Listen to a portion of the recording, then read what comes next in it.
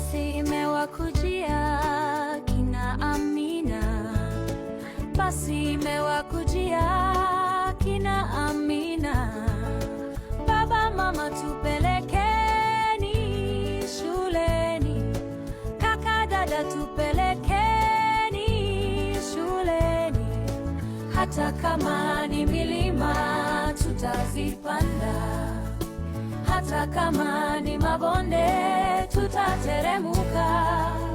Elimu ni desideratu ya maisha, elimu ni desideratu ya maisha kwa watoto.